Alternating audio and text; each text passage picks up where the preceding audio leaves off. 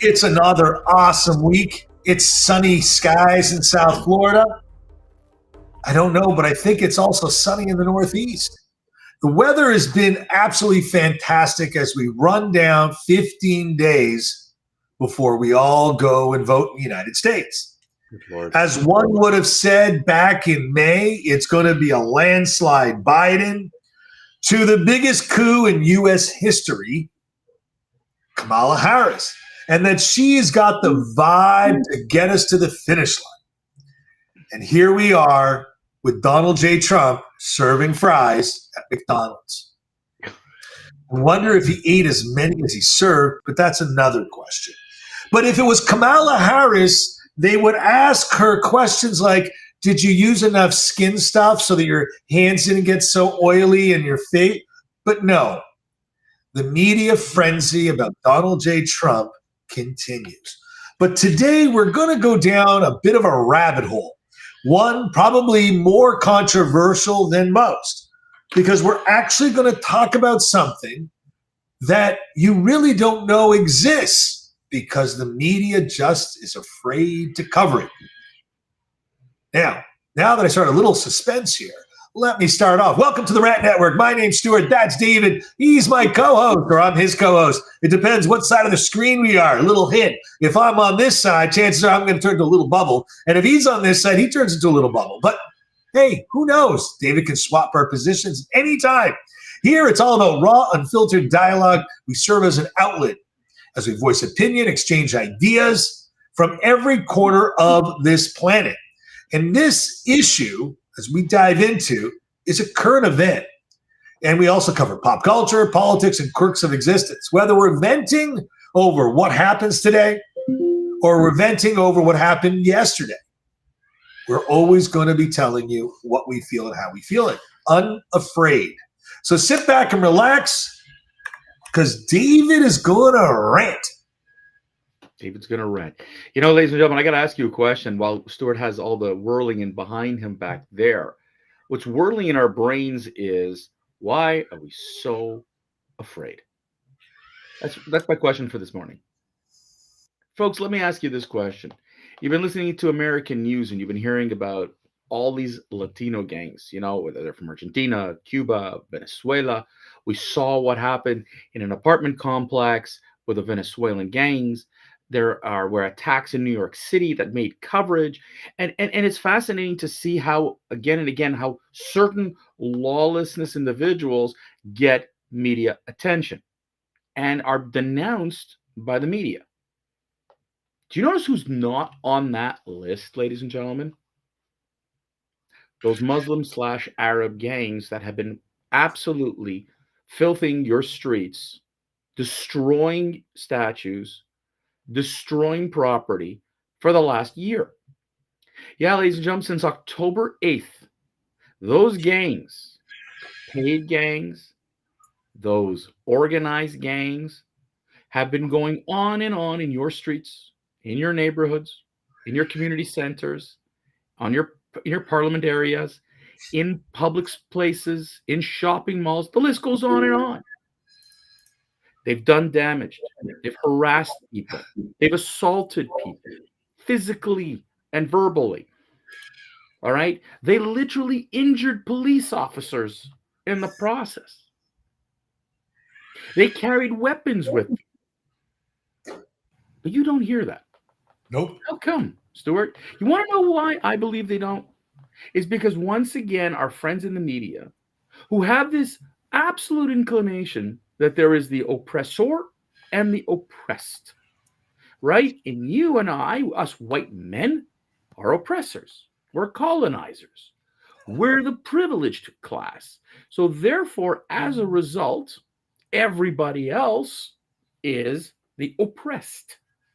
But they decided to select who are the oppressed and who are not the oppressed.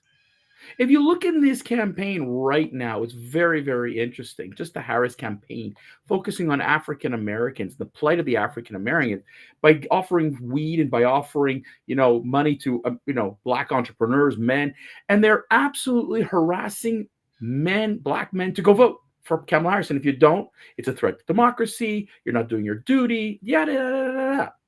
And that's okay. And it's okay to insult white people because you're white, you're colonizers, you're oppressors. No problem. And the Latinos seem to have lost some of that. Ugh, these gangs coming in, these immigrants, that no problem. Latino voters don't seem to matter so much in this election. But for some reason, this small percentage of the United States has suddenly emerged as the minority that should not have a microscope on it. Now, I'm not saying, folks, and be careful what you're about to do, because don't stereotype. Not all Arabs are terrorists and not all Muslims are criminals. I get it. I understand completely. But can we follow some trails, please? Go to places like France, Belgium, England, that have entire communities filled with immigrants from these countries. And today, the degree of crime, the percentage of crime is at an all-time high. Destruction of property, all-time high. Welfare at an all-time high. Unemployment at an all-time high. And education, low levels. If you're not asking these questions, who are you afraid to offend? Because I'm going to tell you something. If you go to Lebanon, Jordan, UAE, Saudi Arabia, you go to any of these countries, they don't really care about you. They're not interested in caring about offending you. They don't have this whole business of wokeness and, oh my God, let me hurt your feelings. There's none of that there. But over here, we're worrying about people's feelings to such an extent that when we have to talk about these sensitive topics, Stuart, we're called racists. So again, instead of addressing the problem, you in turn have offended us. Well, listen, Stuart, what do you think about all of this? Well, hang on. Let's understand the largest. We lost your sound there, Stuart. Stuart, we lost your sound. You lost my sound? You don't hear me? We lost our sound. All right. There we go. There we go. We got you a little bit. So if you want to understand where is the largest concentration of Muslims in the United States, it's Dearborn, Michigan. Okay.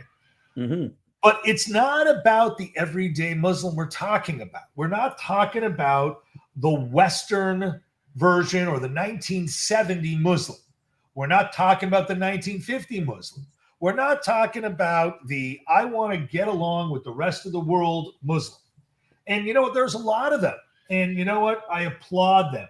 Those that come out of the shadows unafraid, like you just sort of come out with this whole big rant. But the bottom line is that is becoming a smaller and smaller percentage of the current Muslim population. You have clerics that are radical, that have come from countries with names that didn't exist 60 years ago, 70 years ago. I mean more like 80 years ago. But that notwithstanding, the amount of, oh no, you're a racist, David. You called out someone that's Muslim. But you can talk about Latin gangs like it's coming out of style. These countries don't have penitentiaries. These countries don't. They kill them. They murder. That's it. You're done. You stole something, they chop your hand off. You commit a Sharia offense, they stone you to death. They bury you in sand so people can spit and throw rocks at your head. It is frightening to me, the ignorance of the media and the West, the utter ignorance. I was out on Saturday night with a Turkish fellow who actually is, having a drink like everyone else. And we were talking about 1970 Lebanon, 1970 Turkey. These countries were pearls of the Middle East. And the only thing that's happened since 1970, the literal perversion of the religion, the right-wing, off the deep end version. Christianity had the same thing, David. Way back in the Crusades, they either killed you because you either got killed or you converted. So the Christians also have their version of this. We'll call it extremism, which was no longer accepted in America or the world. And that stopped at, 1,000 years ago, David. You're the history major. What was the Spanish Inquisition?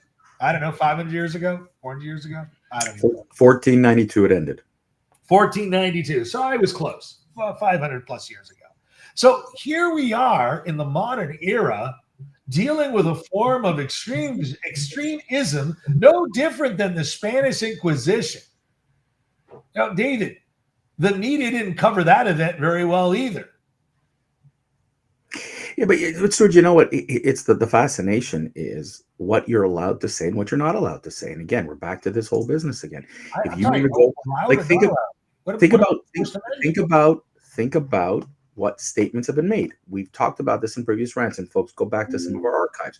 When Roseanne Barr made her comments, she got completely canceled. Yep, completely canceled. Okay, she made comments. Were they appropriate? Absolutely not. But she got absolutely smashed. And then you have the Whoopi Goldberg who makes a comment, that anti-Semitism isn't racism because we're not dealing with a race, and she only gets a 2-week slap on the wrist. And again, this is just the way the media houses have justified, this whole thing. But talking about what you just did, and I've had the same. In fact, I talked to somebody this weekend about Tehran. And I asked them, because they were in Tehran in the 1970s, and I asked them the difference between Tehran and now. And he goes, David, Tehran was a Western city in the 1970s, and today it's a 5th century city. You go there, it's more progressive. He goes, there are progressives there. He goes, but the notion that a woman gets beaten up because her hijab is not on properly, and we know she was beaten to death, and you can't talk about it here in the West. You can't. Okay, where were the protests when this occurred? A woman got beaten to death. Hey, no, David. They want to protest about women and men in women's sports, but they can't do that either. It's like subjective of what is and what is not. The issue is what the media has decided what your importance is. What is important to us, they have decided. So they've decided that, okay, we're not going to talk about Muslims because it's considered offensive, because they're the oppressed. They're browns, as someone put it to me, and this was how they put it. They're blacks and browns, and we're all in the same boat with the oppression. And I'm like, no, you have absolutely no idea. The moment you put them into your bucket, you've combined. It's not the same thing. Don't you dare tell me that. Because if you go through history and you see what Muhammad did, as you said, going to in order to convert people to Islam, just like the Christians did, it was a threat. You either converted or you died. And that's exactly what happened. And it continues to this day. Hold on a second, Stuart. It continues to this day. And the interesting thing is, check out a quote from Douglas Murray, ladies and gentlemen, who's a phenomenal person and one of the few journalists who actually likes to report the truth. He said that the Pope is afraid to open his mouth about what's going on with Christians in Africa, because every time the Pope says something, there's a slaughter. There's a massacre of Christians in Africa. The West is afraid to do anything. No UN condemnations. None. Zero. But it's okay to bitch and to shit on you and me, because that's considered okay. But don't touch the Browns. Don't touch the Arabs and the Muslims, because they've been oppressed. But we're at fault. Do you know what also is really amazing? The media, just to point it out there. Yep. When's the last time you heard about an Asian? Oh, please, no. What more do you want? I mean, it's mind-boggling. When's the last time you heard about someone in the Asian population? You don't, because not even in the right-wing news, they don't talk about the Asian vote. They talk about black vote, talk about Latin vote, they talk about women's vote, men's vote, black vote. But Stuart, it doesn't count. It doesn't count for anything. You see, and this is what's systemically wrong. Instead of trying to put Americans together, Canadians together, you don't. You try and divide them into little subsections, where one American vote is different than another vote. Well, which is what's truly disturbing to me. Stuart, you know what? Like, as we wrap this up on Friday, our if you recall, our rant was about how Harris decided how she was going to address the African American population, Obama, and all the rest of them, was through mental games. And here we are again. It's a mental game. You're playing this to try to sway people, to insult people, to offend people, to influence people. We're not using logic and intelligence. We're not using real, like, if I'll summarize it like this. You're going to invite someone over to your house. They walk in, they smash your dishes, they piss on your floor, and you're not allowed to say a word. My question is, would you accept that? Apparently not. But it's okay in America because the media said you can't, because we have offended the blacks and the browns to such an extent, and we've oppressed them to such an extent that we deserve to get our dishes broken and to have our floors pissed on. That amazes me. On that crack of a dish or teapot, it's a wrap for today's episode. A huge thanks. Lending us your ears, your eyes, your time. We really appreciate it. To share, it's a pleasure to share this issue and every other issue we've done for the last 3 3/4 years almost. How about that, David? Keeps bringing it's mind-boggling how many we have in on archive now. Anyways, guys, every Monday, Wednesday, noon Eastern, just give us a quarter hour. But you can grab us live. You can grab us all day long. You can grab us the next day. It's always going to be there, so long as the powers of the media world don't try and erase it. Anyways, so sit back. Your input is invaluable. Please subscribe. It's the way we keep on channels. We don't ask you for money. We ask you for your subscription. David, it's a wrap for today.